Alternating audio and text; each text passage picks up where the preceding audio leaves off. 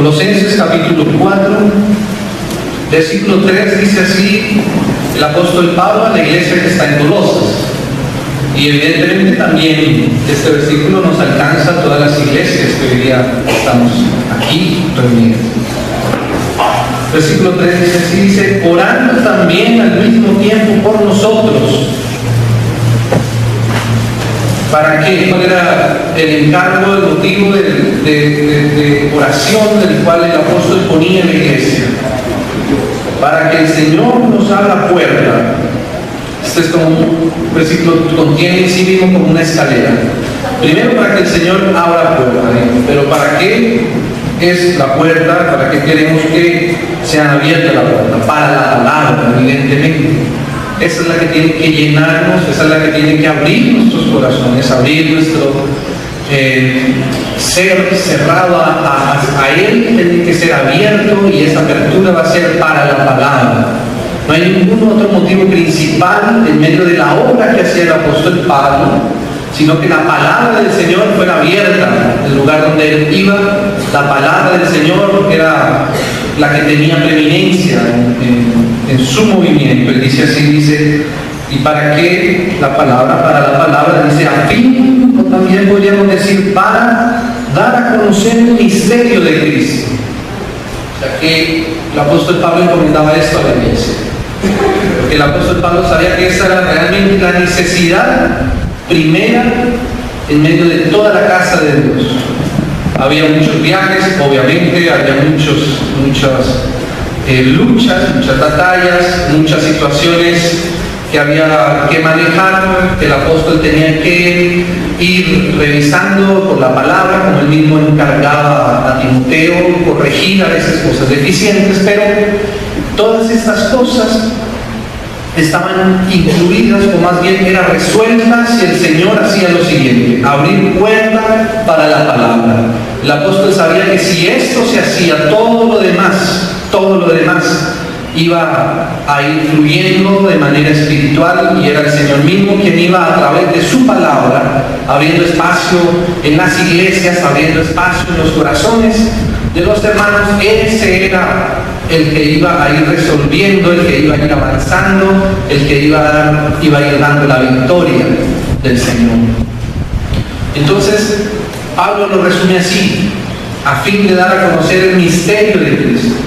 Ese dar a conocer también podría ser tomado como revelar el misterio de Cristo. Y es que, hermanos, no hay ningún otro objetivo principal en nuestra vida como seres humanos, como hijos de Dios y como iglesia de Cristo, que conocer, que Él nos revele cada día más el misterio de su Hijo en nuestros corazones. Ese es el objetivo principal. Eso es lo que debe estar puesto en nuestro corazón, en nuestros ojos, y eso es en lo que el Señor Jesús está ocupado por medio de su Espíritu actualmente hasta nuestros días. Revelar cada vez más por su palabra el misterio de Cristo. Esa revelación que nos viene a través de su palabra. Y es que su palabra, hermanos, su palabra, en esencia, es eso, de revelar ese misterio oculto que es Cristo.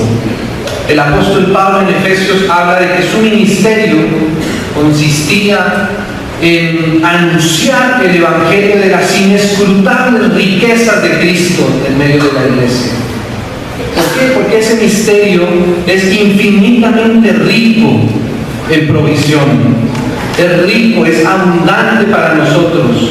Por eso no hay un solo día en el que nosotros no tengamos algo nuevo que aprender, algo nuevo que se nos revele acerca de Cristo, acerca del misterio de su Hijo en nuestros corazones y aquí formándose en la tierra. Ese misterio, como dice Pablo, va siendo revelado cada vez más, cada vez con más claridad en medio de nuestros corazones. Y parte de una revelación que nos pone el mismo Espíritu en nuestros corazones. Si pudiéramos tomar como referencia ese pasaje de Mateo 16, en el cual el apóstol Pedro, resumirlo así, le fue revelado del Padre ese misterio inicialmente, ¿no? Ahí empieza una revelación especial de Cristo, del Señor, como Hijo del Hombre, como Hijo de Dios y como el Cristo de Dios. Esa es la revelación, si la podríamos resumir a la luz de esa palabra que contiene esos 3 capítulos. Cristo es el Hijo del Hombre, porque esa fue la pregunta que hacía el Señor Jesús. ¿Qué dicen los hombres que es el Hijo del Hombre? La respuesta por el Espíritu Santo de Pedro fue: tú eres el Hijo de Dios. O sea que el Hijo del Hombre, Jesucristo, es también Dios, es el Hijo de Dios. Y también el apóstol Pedro incluye por el Espíritu Santo, por revelación del Padre, tú eres el Cristo, que involucra su obra por nosotros. Cristo era el Mesías prometido, que debería pagar por nuestros pecados a través de su muerte en la cruz del Calvario. Ese es un punto muy importante de la revelación de ese misterio de Cristo. Eso fue lo que el Padre reveló en el corazón de Pedro. Esos 3 grandes capítulos de la riqueza inescrutable de Cristo. Y esa es la revelación que el Padre quiere poner en cada uno de los corazones de los seres humanos, ¿no? Por ahí comienza todo, reconociendo que Él es Dios, reconociendo que Él es hombre y reconociendo que Él es el Cristo, que fue crucificado por nosotros, que su muerte fue a favor de nosotros, de nuestra salvación. De manera, hermanos, que todo comienza por ahí. Ese misterio que tiene que ser revelado en nuestros corazones comienza por ahí. Y comienza a través de la palabra. Toda la palabra está llena y apuntándole a este misterio de Cristo. El Señor Jesús, en Lucas, al final, cuando Él ya había resucitado, estaba en medio de sus apóstoles, dijo que la palabra, y la dividió en esos 3 grandes capítulos, la ley de Moisés, los profetas y los salmos hablaban de Él. Y eso fue lo que ellos pudieron ver por el Espíritu. En ese momento se les abrió el entendimiento y pudieron ver que la palabra de Dios apuntaba realmente era hacia Cristo mismo. Toda la Biblia está llena de Cristo. Si nosotros cogemos la ley, como el Señor mismo enseñaba a los que iban caminando con Él hacia Emaús, camino de Emaús, dice que Él comenzando desde la ley de Moisés. Y es que la ley de Moisés, hermanos, la revelación máxima de la ley es Cristo mismo.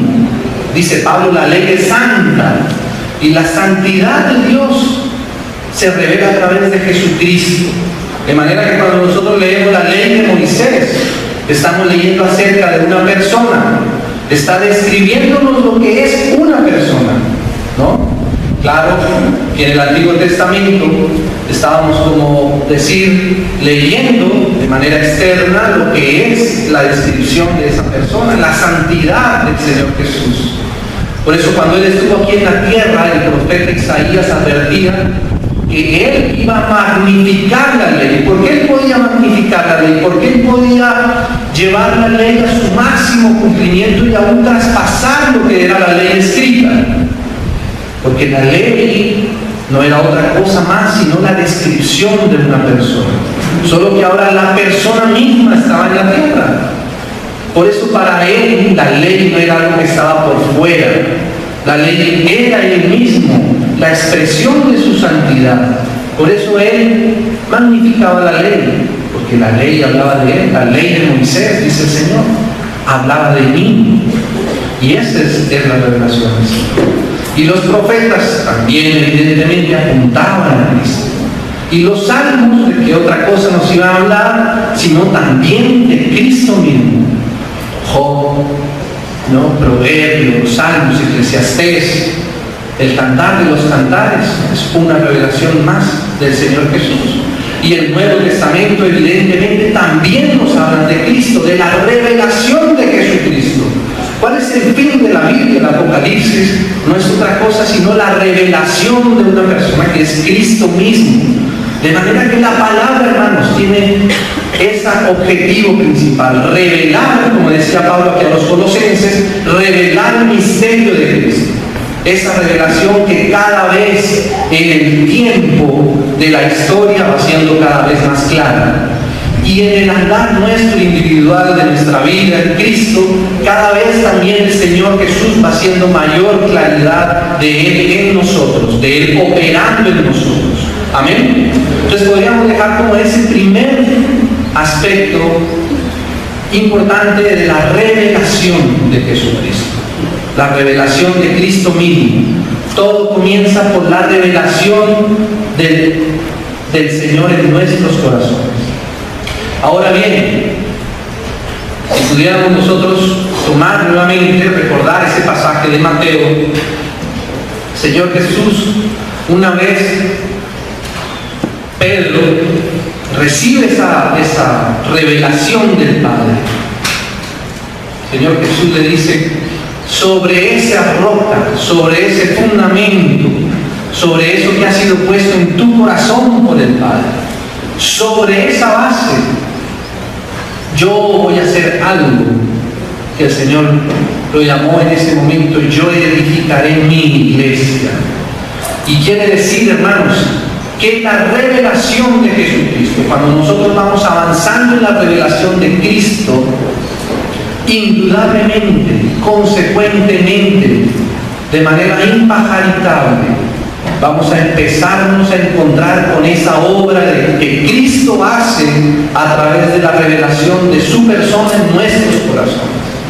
No hay nadie que pueda conocer al Señor Jesús, que se le pueda revelar su misterio, sin que empiece a llevar una vida en función de la obra que Él hace, la cual Él dijo, yo edificaré mi iglesia. De esa revelación yo voy a hacer algo, voy a edificar mi iglesia, Pedro. Tal vez era algo que Pedro en ese momento no comprendía bien. Es la primera vez que el Señor Jesús dice algo como esto, ¿no? Pedro tenía una relación con el Señor Jesús, estaba disfrutando todo el tiempo de su presencia, de su enseñanza, de sus milagros, ¿no? Podríamos decir que, de cierta manera, Adán tuvo esa misma relación con Dios. Adán en el Edén tenía relación con Dios. Él hablaba con Dios a través de la naturaleza, él comprendía muchas cosas de Dios. Incluso en esa oportunidad todavía él estaba sin pecado. Pero no le era eso suficiente a Adán. No era suficiente una relación externa a través de las cosas entre el hombre y Dios. Había un misterio que empezaba a revelarse desde el mismo jardín del Edén. Y era ese árbol misterioso que estaba en el centro del jardín, el árbol de la vida. Esa comunión que Adán tenía, vamos a decir, esa amistad que Dios tenía con Dios a través de las cosas externas que Dios había puesto para él con todo cariño, con todo amor. Era la bendición de Dios para el hombre, ese huerto. El mismo trabajo que Dios le había dado a Adán era una bendición para él. Por medio de eso seguramente él comprendía muchas cosas de su Dios, pero era necesario que Adán llegara al punto de la revelación que estuviera en la necesidad de pasar ese fruto del árbol, de ese árbol misterioso que había ahí, al interior de su ser, ¿no? Era necesario que él no tuviera solo una relación externa a través de las cosas con Dios, sino que ahora tuviera una relación desde adentro, desde su espíritu, el cual Dios le había dado para contener el suyo. Ese nivel de revelación es el que hace que nosotros empecemos a comprender a Cristo desde nuestro corazón, desde adentro, y en la medida que lo vamos experimentando, empezaremos a participar de lo que Él está haciendo, que es edificando su iglesia. Así que cuando Pedro proclamó esa gran revelación, el Señor pudo continuar con ese, digámoslo así, siguiente paso, que consiste, vamos a llamarlo así, edificación, ¿no? El Señor está edificando algo que es su iglesia. Y en la medida que nosotros abrimos espacio en nuestro corazón, en la medida que su Espíritu nos va conduciendo hacia su lugar, hacia su presencia, vamos entendiendo la obra que Él quiere hacer con nosotros en la medida que su revelación avanza. Y eso también está involucrado desde el principio. Vamos a leer algunos versículos del Génesis para tenerlos ahora en cuenta y ver cómo esto estaba involucrado desde un principio allá con Adán y evidentemente con la humanidad y con la iglesia.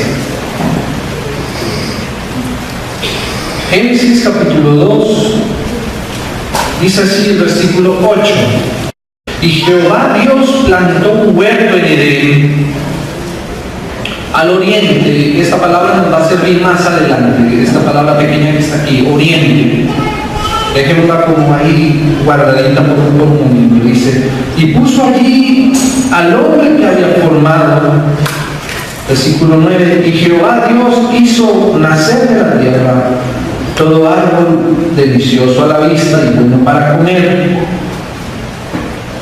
Versículo 10: y salía de Edén un río para regar el huerto, y de allí repartía en 4 brazos. El nombre de uno era Pisón. Este es el que rodea toda la tierra de Ávila, donde hay oro, y el oro de aquella tierra es bueno. Hay allí también bedelio y ónice. Podemos dejar hasta ahí. El Señor pone en Edén una serie de elementos que a primera vista podríamos decir que son solamente naturales. Pero recordemos que Dios está conquistando el corazón del hombre, está conquistando el corazón de Adán. Estos elementos que el Señor pone aquí en el Génesis se van desarrollando al transcurrir de toda la palabra, que como decíamos al principio, está toda apuntando hacia Cristo. Cuando nosotros vemos este oro que el Señor puso allí en Edén, ese oro era para que Adán evidentemente lo descubriera, y de hecho si está aquí en estos versículos seguramente fue porque Adán lo descubrió que el caudal de ese río, dice en Juan, que los que le recibieran, los que creyeran en su nombre, de su interior correría un río de agua viva. Esto dijo del Espíritu que habían de recibir los que creyeran, o sea, los que tuvieran la revelación de Él, iban a empezar a ser conducidos a experimentar la corriente del río del Espíritu Santo fluyendo desde su interior a causa de la revelación de su Hijo en el interior de las personas. Y ese río en el Génesis conducía su corriente, conducía hacia un sitio donde había oro y había también piedras preciosas. Y Adán tenía que percibir para qué Dios había puesto ese oro, para qué Dios había puesto esas piedras preciosas. Cuando nosotros vemos en el Apocalipsis, vemos la consumación de la obra de Dios que empieza con estos pocos materiales aquí en Edén, pero que en el Apocalipsis es toda una ciudad cubierta de oro por dentro y por fuera. Y estas piedras preciosas ahora están como fundamento de esa ciudad, y sobre cada una de esas escrito el nombre de cada uno de los apóstoles del Cordero. Qué evolución tan preciosa de la obra, de la revelación de la obra que Cristo quiere hacer aquí en la tierra. Y evidentemente, hermanos, en eso está trabajando el Señor. Hoy día estamos en esta etapa. El Señor Jesús vino por primera vez, ya ascendió, estamos esperando su venida, vendrá el milenio, vendrá el juicio del trono blanco, y vendrá entonces el establecimiento de la nueva Jerusalén, que es lo que se está desarrollando y para lo cual el Señor proveyó desde el principio. Y todos estos materiales hablan evidentemente de cosas espirituales que tienen que ver con el trabajo del Espíritu Santo en medio nuestro. El oro, evidentemente, Pablo va a decir a la iglesia en Corinto que tenemos que edificar o sobreedificar con oro. El fundamento está puesto en Jesucristo mismo, y sobre ese fundamento que el Señor va a edificar su casa. Dice Pablo, si alguno sobre edificare con oro, piedras preciosas, plata, ¿cierto? La obra permanecerá. O sea que estos materiales evidentemente hablan de cosas espirituales.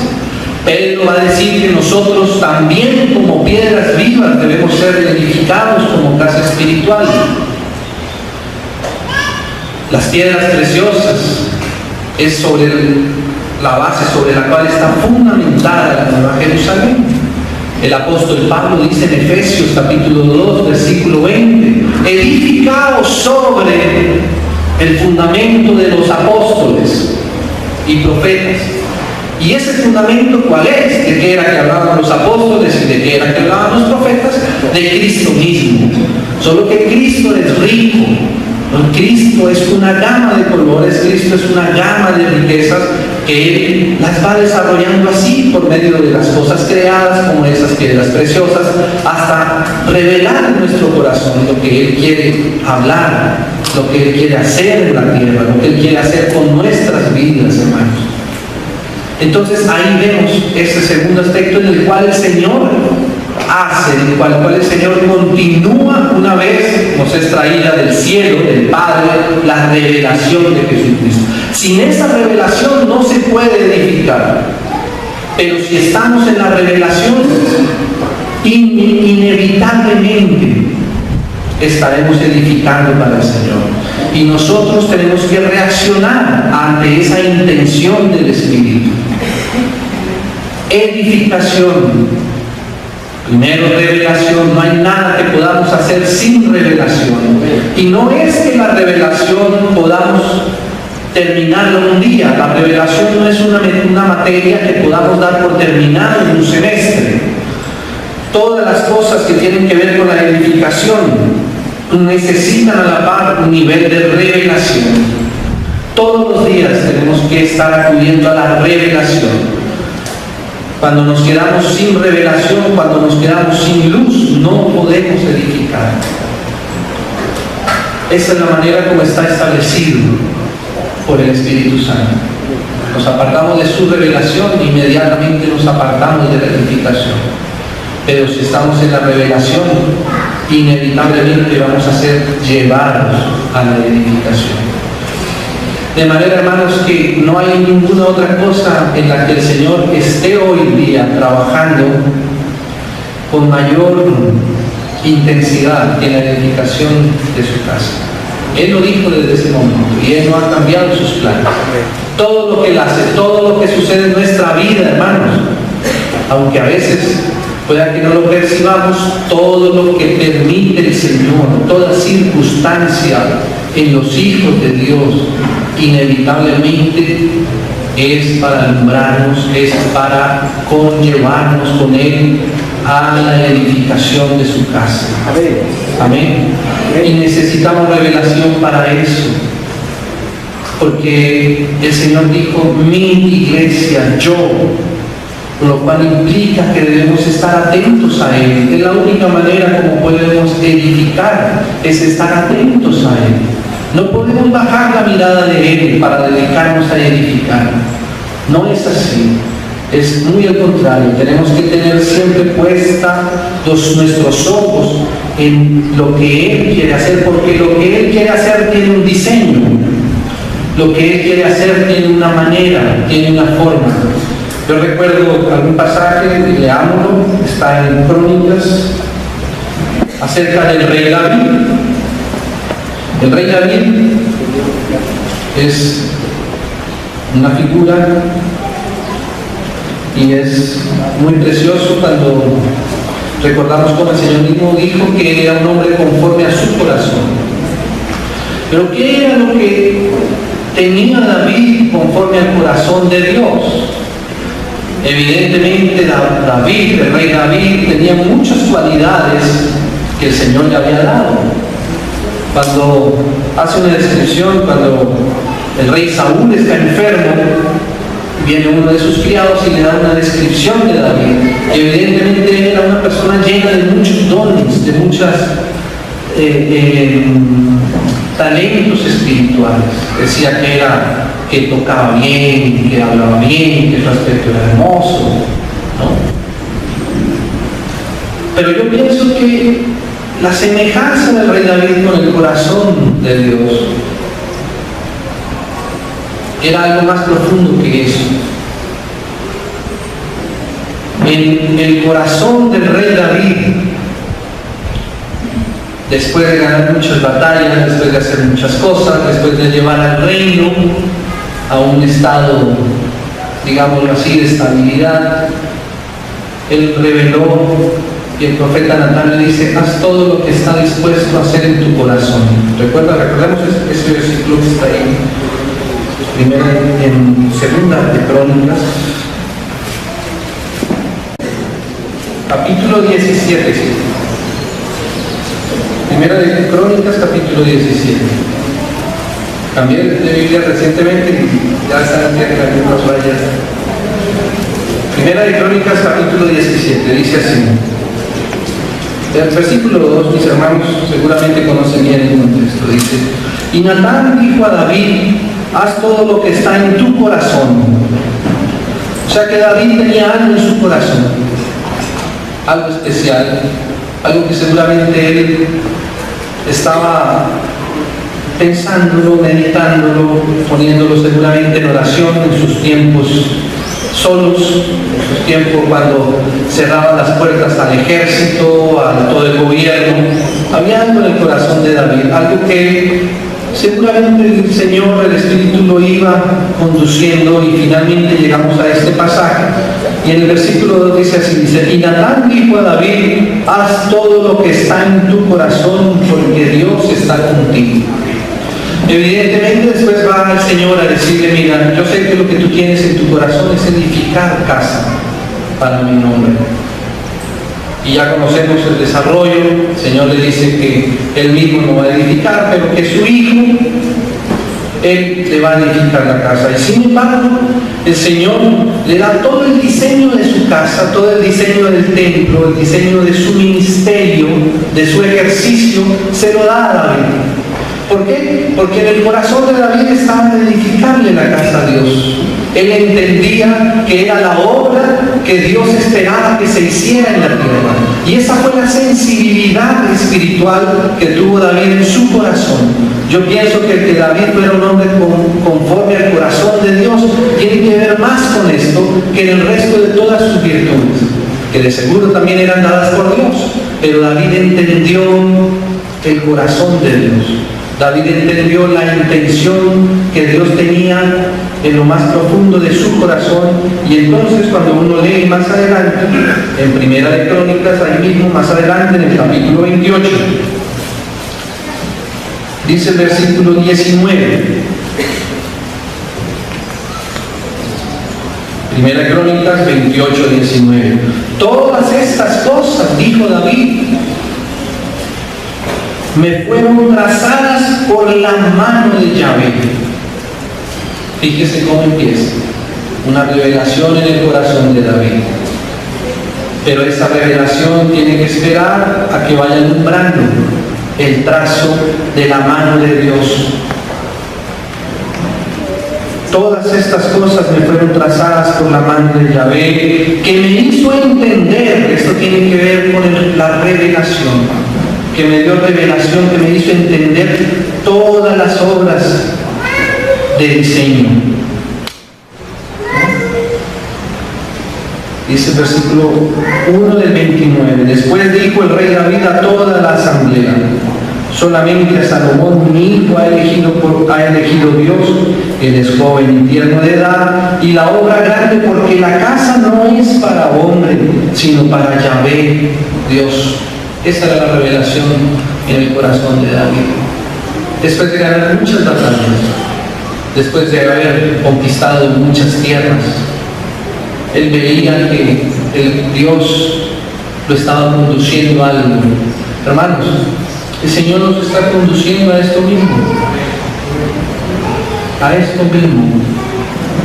No sé en este momento en qué circunstancia cada uno de nosotros esté,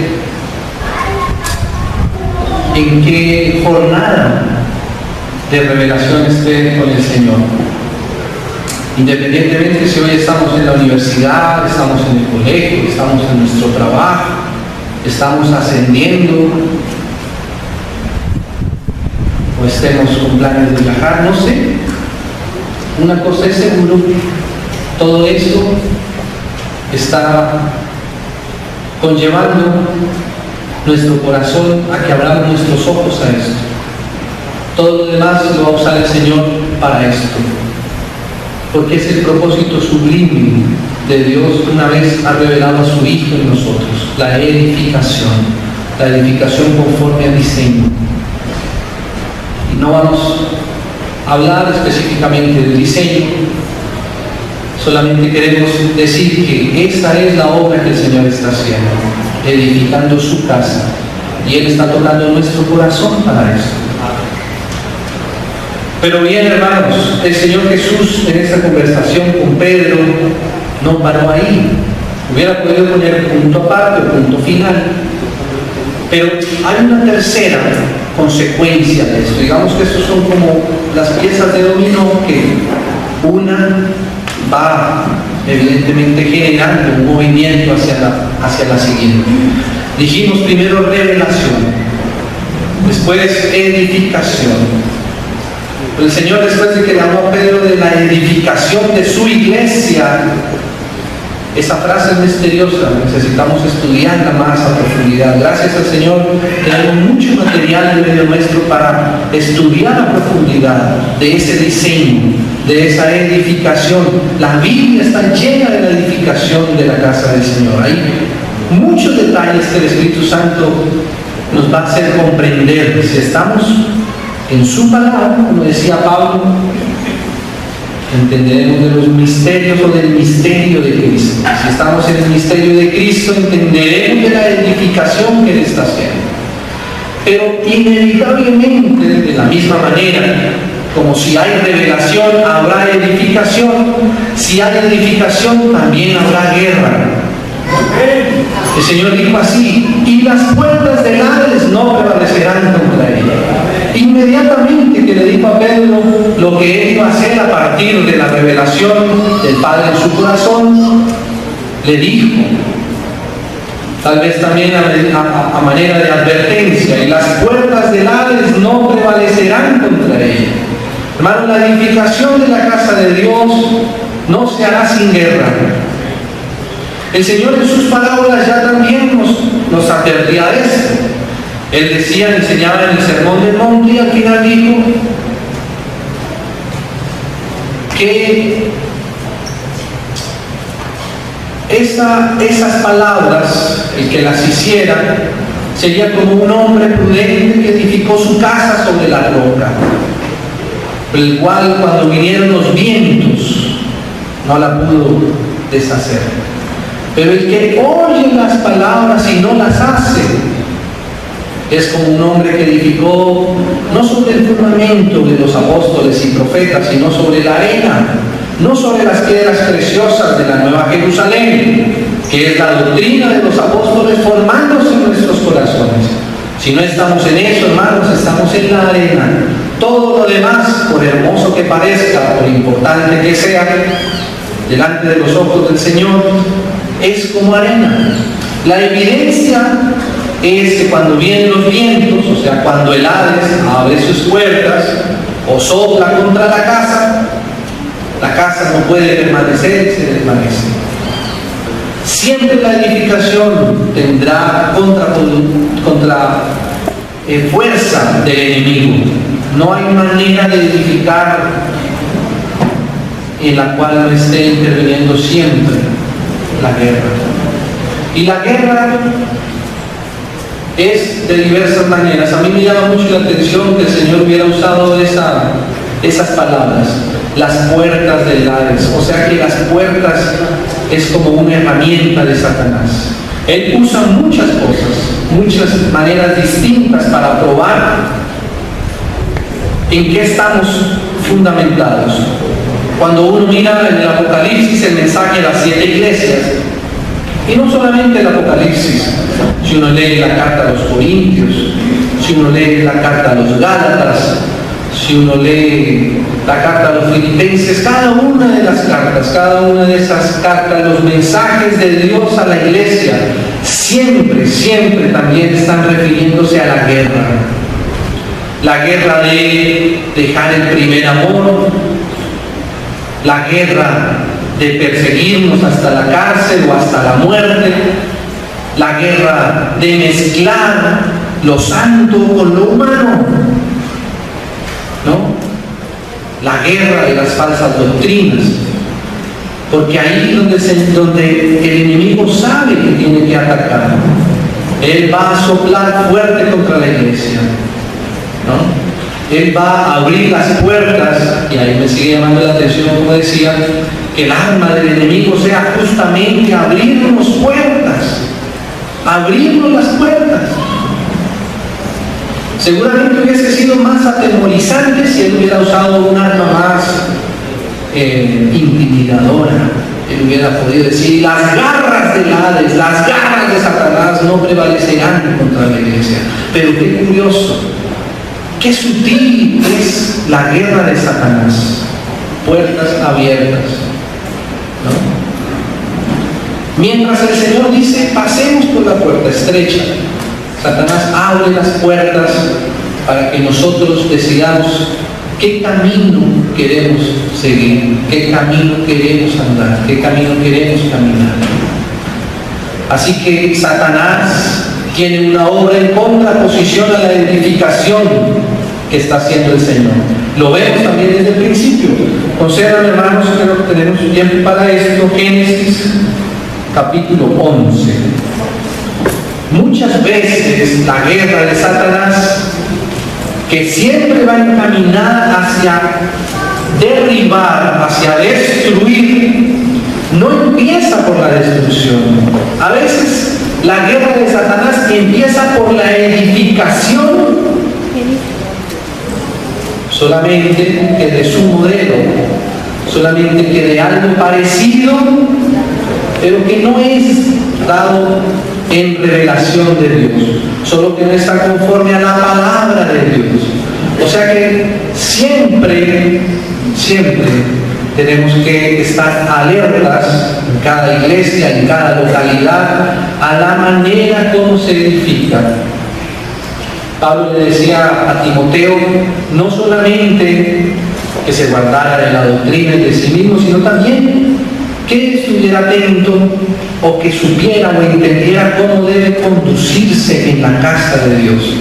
O sea que nuestra conducción en la edificación debe hacerse con ojos bien abiertos, con la ayuda del Espíritu Santo, con el discernimiento que nos viene de Él. Fíjese Génesis capítulo 11. Es lo 1. Tenía entonces toda la tierra una sola lengua y unas mismas palabras. Fíjese que hablar la misma cosa, estar reunidos, tiene que pasar por el filtro del Espíritu Santo también.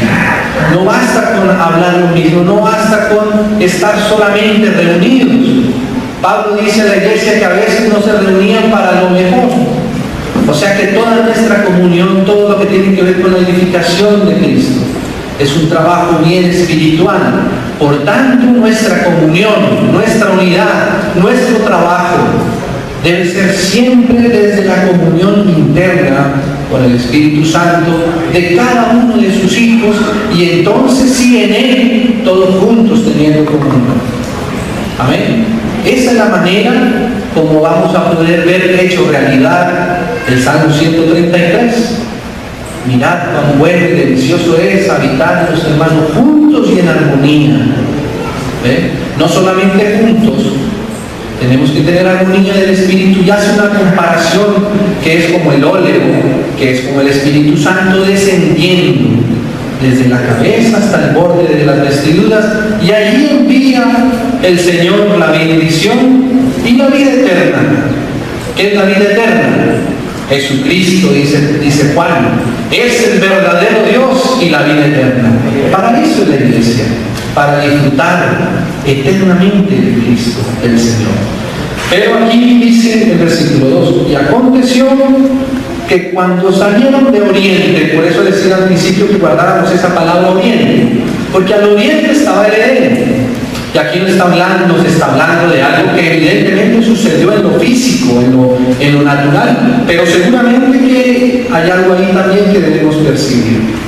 Cuando uno va al griego, en algunas traducciones, algunas maneras de traducir, dice que cuando quisieron volver al Oriente, la Reina Valera dice que cuando salieron de Oriente. De cualquier manera, nos vamos a dar cuenta que es un trabajo en lo natural de los hombres. Bien sea que se estén alejando de Oriente, del huerto que el Señor había plantado, donde había puesto materiales para que Adán le edificara. Desde ese momento, seguramente, Adán iba a ser ayudado para entender la obra de la Nueva Jerusalén, llena de oro y de piedras preciosas. Pero el hombre salió de Oriente, y sea como decíamos, que la traducción vaya orientada hacia salir o hacia volver a Oriente, vamos a ver cómo es el trabajo en la carne. Vamos a ver lo que son las puertas del Hades abiertas para que tomemos un camino distinto, aunque sea posiblemente bien parecido. Para vencer hay que seguir el camino exacto y perfecto del Espíritu, revelado por su palabra en nuestros corazones. Dice así, y se dijeron unos a otros, vamos. No es por consenso humano. La edificación tiene que ser una dirección del Espíritu Santo en cada uno de sus hijos. Hagamos ladrillo y cosámoslo con fuego. Y le sirvió el ladrillo en lugar de piedra, y el asfalto en lugar de mezcla. Fíjese todo este lenguaje aquí. ¿Qué es una piedra, hermanos? Una piedra es algo único. Una piedra es algo que hizo la mano de Dios. Un ladrillo es algo formateado. Un ladrillo es algo que es estándar. Un ladrillo es algo que busca que todos salgan de la misma medida, con los mismos colores, del mismo, con textura, del mismo molde, pero es un molde humano. Y a mí me llama la atención que aquí, cuando está hablando de la Torre de Babel, nos dé todos estos detalles. Él simplemente hubiera podido decir que usó el ladrillo, pero cuando dice que le sirvió el ladrillo en lugar de las piedras, nos está dando luces, como el Señor quiere edificar con piedras vivas, o sea, piedras que Él hizo con su mano, moldeadas con su mano, cada una diferente de la otra, cada una para ser tratada de una manera especial. Nosotros somos los que a veces queremos hacer las cosas mucho más sencillas. Es más sencillo hacer ladrillos que tallar las piedras. Yo me pregunto, cuando el Señor dio, por ejemplo, la instrucción de hacer el candelero, Él usó un método bien, digámoslo así, impráctico, un método bien complicado y complejo. Imagínese usted en el desierto y dice Moisés, este es el candelero y tenemos que labrarlo a martillo. Pero si en esa época ya existía la fundición, era mucho más fácil hacer un molde de cera, calentar el oro, vertirlo allá, y en un par de horas estaría el modelo del candelero hecho. Pero eso no es lo que el Señor quiso. El Señor quiso capacitar a algunos especialmente para que con el martillar, que es su palabra operando, fuera dando la forma que Él quería. Cuando el Señor edificó el templo, dio una instrucción. Igual, yo pienso que tal vez yo sería el primero en protestar en ese momento. Y era, las piedras no se van a labrar en Jerusalén, en el templo. Las piedras van a ser tratadas en la caldera, para que donde está la edificación no haya ruido. Hermanos, en lo natural, tal vez es lo más impráctico que nosotros podamos ver. Es mucho más sencillo traer las piedras y tallarlas y ponerlas. Eso es más ágil. Pero el Señor no quiere hacer las cosas ágiles. El Señor quiere hacer las cosas conforme al mover de su Espíritu en nosotros. Por eso no nos afanemos. Démosle tiempo al Señor. La edificación de su casa es algo que le compete a Él, que Él lo está haciendo, que Él lo está logrando, que lo va a lograr, porque Él no lo puso en duda. Él le dijo a Pedro, yo edificaré mi iglesia. Amén. tallando estas piedras. Entonces, hermanos, todas estas correspondencias nos hablan de las puertas abiertas. Fíjese, nadie podría ver tan mal edificar todos juntos, además, porque es lo que está pasando aquí. Edifiquemos juntos, pero no con piedras, hagámoslo con ladrillo, estandaricemos todo. Y dice así el versículo 4: y dijeron, vamos, edifiquemos una ciudad y una torre cuya cúspide llega al cielo. Parecía como si la cosa fuera espiritual. Y hagamos un nombre, por si fuéramos esparcidos sobre la faz de toda la tierra. No el nombre del Señor, sino un nombre. Eso es el enemigo. ¿Ven? Esa es la edificación de Satanás. Edificar de cualquier manera, cualquier cosa con cualquier nombre. Pero hermanos, estamos a puertas del reino milenial. Todos estos detalles son supremamente importantes en este tiempo. ¿No va el Señor acaso a dar galardones? Y ese es el cuarto punto. Si hay guerra, entonces hay vencedores. Si hay vencedores, entonces hay galardones. El Señor permite la guerra para que hayan vencedores. Y a esos vencedores el Señor va a dar galardones, ¿no? Entonces, por eso estamos ya a puertas de que el Señor establezca el tribunal de Cristo. Y los vencedores, ¿quiénes son los vencedores? El que tenga oído, oiga lo que el Espíritu dice a la iglesia. Al que venciere yo daré. Eso es lo que ya estamos esperando, lo que ya estamos anhelando. Claro que todos esos galardones evidentemente son más riquezas de Cristo. Es más revelación de Él, ¿no? Y eso tenemos nosotros que ya tenerlo, hermanos, porque está muy cerca. A mí me llama la atención que el apóstol Pablo diga cosas como esta. Dice que por lo demás a él está guardada la corona de justicia, ¿no? La cual me dará el Señor cuando venga en su reino. Pablo tenía clarísimo cuál era su galardón y por qué. Porque dice, y no solamente a mí, o sea que en el milenio van a haber hermanos representando con su corona la justicia. Los vamos a ver y vamos a reconocer esas coronas. ¿Cómo? No sé, tal vez de alguna manera nos vamos a dar cuenta. Hay muchas coronas de las que habla la palabra. A la iglesia en Esmirna el Señor le dice, a ti te daré la corona de la vida, porque tú aquí en la tierra pusiste tu vida por mí. Esos son los santos de Esmirna. Así que hay varias coronas.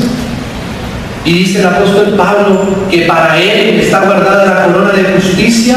Y dice, y no solamente para mí, sino también para los que aman su venida.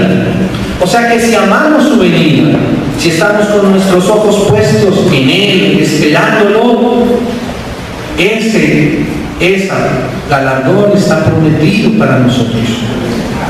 La iglesia, dice Pablo a los tesalonicenses, no es de las tinieblas para que seamos sorprendidos como cuando viene el ladrón. Nosotros somos de la luz. O sea que algunos de sus hijos, cuando el Señor venga, a la final no van a estar tan sorprendidos, porque ya tienen claridad de lo que acontece de ahí. Estemos preparados, hermanos. El Señor nos está preparando para eso. Amén. Estamos a puertas de eso. En cualquier momento. Amén. Entonces terminemos acá. Dice Génesis 11. Y dijo Jehová, he aquí el pueblo es uno. Pero es que la edificación no se fundamenta en la unidad. La edificación se fundamenta solamente en Cristo. Y más bien cuando crecemos en Cristo, nuestra unidad y nuestra comunión es consecuencia de eso. ¿Ven? Es distinto, parece un juego de palabras, pero es bien distinto, hermanos. Dice así, y todos estos tienen un solo lenguaje y han comenzado la obra, y nada les hará desistir ahora de lo que han pensado hacer. Ahora pues, descendamos y confundamos allí su lengua para que ninguno entienda el habla de su compañero. Todo lo que es comunión, pero que no es en Cristo, tiene que ser probada, tiene que ser depurada. Amén, amén. ¿No? Pablo lo dice así también, claro que dice así, que es necesario que haya a veces pruebas de comunión, porque el Señor está en lo suyo, y ahí el Señor va avanzando. No hay edificación sin guerra, sabemos eso, no hay edificación sin guerra, no hay edificación sin revelación. Si hay revelación, hay edificación, si hay edificación, hay guerra, y si hay guerra, hay victoria, hay vencedores, hay galardón. Entonces dice así: así esparció Jehová desde allí sobre la faz de toda la tierra, y dejaron de edificar la ciudad. Por esto fue llamado el nombre de ella Babel, porque allí confundió Jehová el lenguaje de toda la tierra, y desde allí los esparció sobre toda la tierra. ¿Por qué? Porque no es una edificación conforme al diseño mostrado por el Señor. Esa es la puerta grande que Dios tiene abierta hacia la iglesia. Claro, a veces el enemigo usa armas como el Esmirna, la cárcel, la muerte, pero a veces es tan sutil como una puerta abierta de par en par, algo que invita a entrar.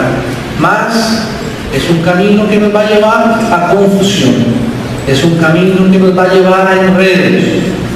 Es preferible mantener las piedras vivas, tallándose cada uno en la cantera para llevar a la edificación de la casa de Dios. Cuando uno lee entonces en Filadelfia, al final, es bien distinto en contraposición a Babel, porque a los vencedores de Filadelfia, a la iglesia en Filadelfia, el Señor es quien ha abierto una puerta y nadie puede cerrar. Solo que esa puerta es estrecha. El Señor dijo que era estrecho el camino. Filadelfia no cambió el nombre del Señor Jesús. Filadelfia reconoce que es la iglesia de Cristo. Amén. Filadelfia permaneció establecida en la palabra del Señor. Filadelfia no demostraba mucha fuerza, pero estaba cimentada en el fundamento verdadero. ¡Aleluya! Y por eso a la final dice: yo haré que reconozcan que te he amado. Y puso en sus frentes, y esa es la victoria de Filadelfia, el nombre de la ciudad santa de Dios, la nueva Jerusalén.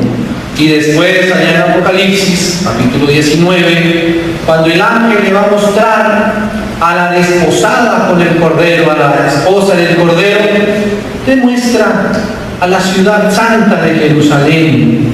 Y dice que en Filadelfia el Señor establece las columnas del templo, y que ellos nunca más van a salir de la casa del templo de Dios. Es la consumación de la obra de Dios. Esos elementos ahora que empezaron en Génesis, ahora están completos en Apocalipsis. Lleva ese proceso. Hermanos, pongamos nuestros ojos en la obra que Dios está haciendo. Pidamos que Él nos ayude, que Él nos dé discernimiento para tener revelación, y entonces poder edificar, y entonces poder vencer, porque va a haber guerra. Y después de la guerra entonces vendrá la victoria de Cristo en nosotros a través de su Hijo, revelándose en nuestros corazones. Amén, hermanos. Padre, te damos gracias en el nombre de Jesús. Gracias porque tú te has revelado en nuestros corazones, y porque te seguirás revelando, Señor. Señor, haznos entender la obra que tú adelantas en nuestro tiempo. Concédenos ser puestos en tus manos como instrumentos útiles de justicia, Señor. Pon en nuestros corazones lo que hay en tu corazón. Señor, vuélvenos a ti, es hora de volvernos a ti. Y Señor, por tu gracia, confiamos que tú nos darás asimismo la potencia de tu Santo Espíritu para vencer y derribar todo aquello que se levanta contra ti, que se levanta contra la iglesia, que se levanta contra la iglesia en cada localidad, Señor. Señor, concédenos poner nuestros ojos allá en la Nueva Jerusalén. Ayúdanos a movernos conforme a la dirección de tu perfecto Espíritu. Encomendamos nuestras vidas a ti. Encomendamos la iglesia a ti. En el nombre de Jesús. Amén, Señor.